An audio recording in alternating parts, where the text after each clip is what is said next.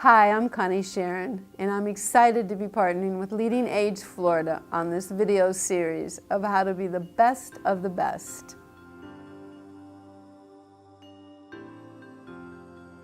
You know, quality assurance over the time, if you study quality assurance, it has changed its name so many different times. You know, we've gone from quality improvement, we've gone to continuous quality improvement, we've gone to now QAPI, you know, so it's like we have all these name changes, but at the end of the day, it's just how do we ensure that the product that we are producing in the long-term care, what the product is good patient care, good resident care. How do we ensure that that happens?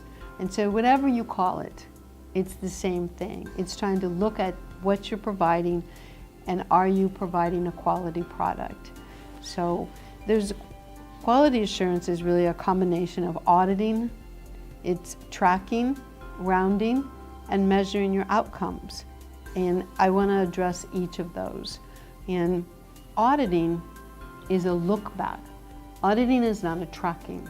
Auditing is done after the fact. And auditing you can't correct. You can learn from audits, but you can't correct. You cannot change that record once you do an audit of a record. So what you want to do more in long-term care, you want to track your compliance. And that's why it's important to know the regulations, because there's certain things that you have to have 100% compliant. If you miss one flu shot, you can be cited for that. If you miss one employee record that you failed to check their previous employment, you can be cited for that. If you miss one medication, you can be cited for that.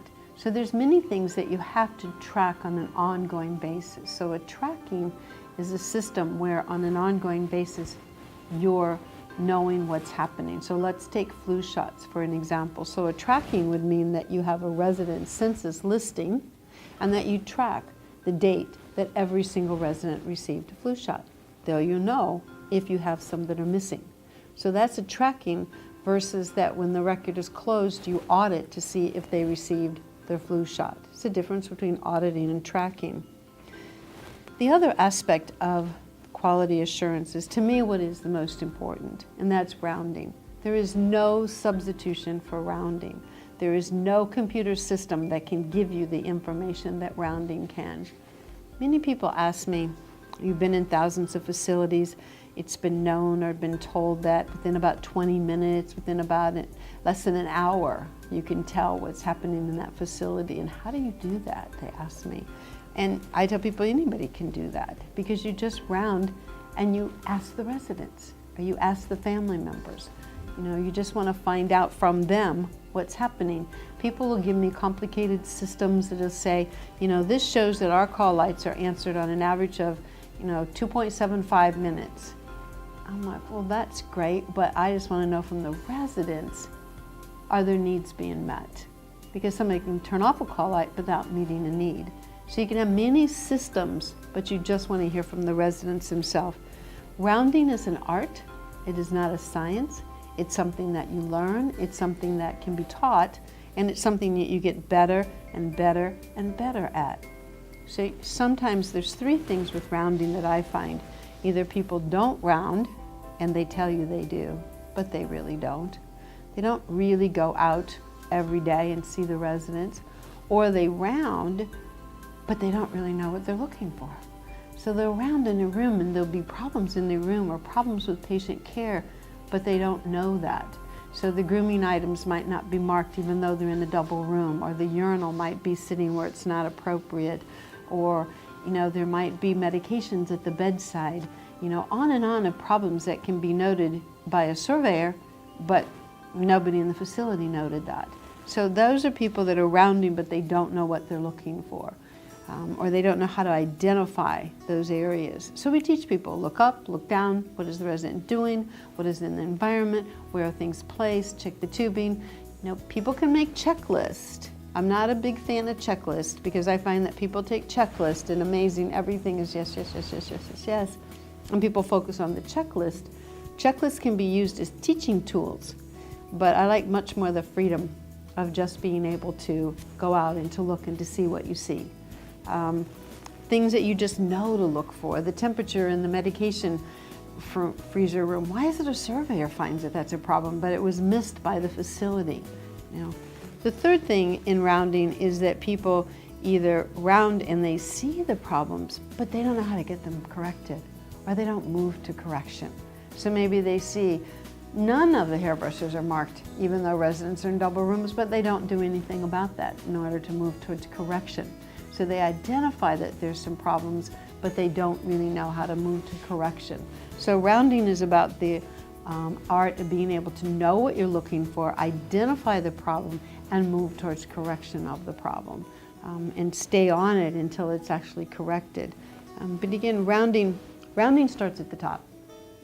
Rounding starts with the administrator. Every administrator should round in every room every day. That's the most important thing to me, that they'll, in order to identify what's happening in the facilities.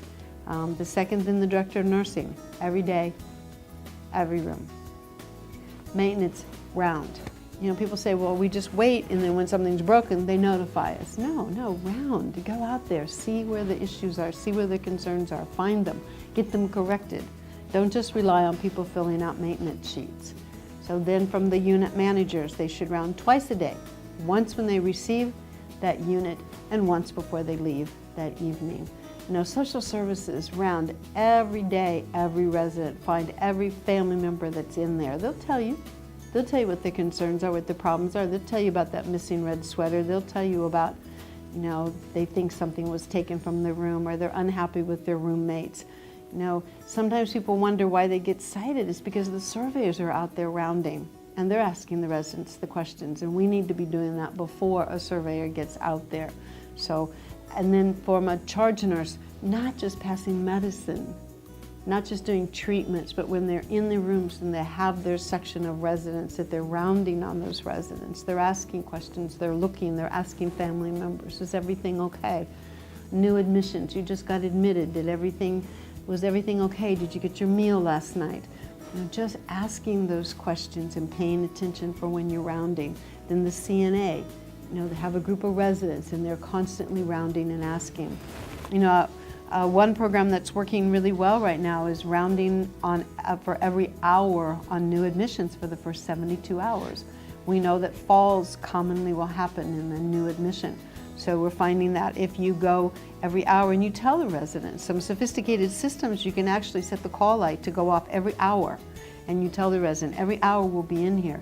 It gives them a sense of security, a sense in the family members knowing that somebody every hour is going to come in and check on this family member or check on the resident.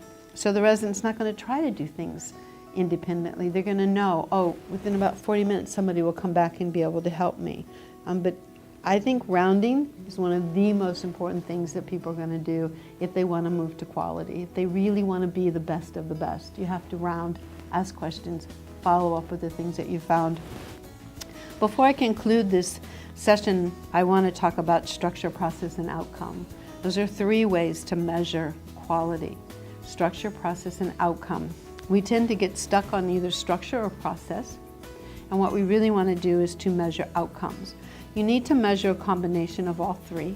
You don't want to just measure outcomes or process or structure. And I want to explain that. And when I explain structure, process, and outcome, the structure is the physical part. It's something that you can't argue with. It's a fact. A table is there or it's not there.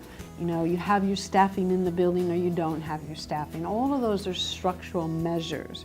And you can compare one entity with another entity by looking at your structure measures.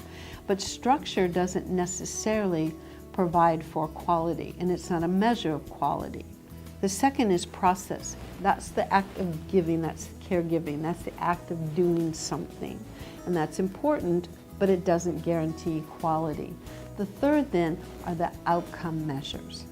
And the problem with outcome measures is people will measure the absence of negative outcomes. So they'll say, we didn't have any falls, we didn't have any contractures, we didn't have any in-house pressure sores. Those are all negative outcomes.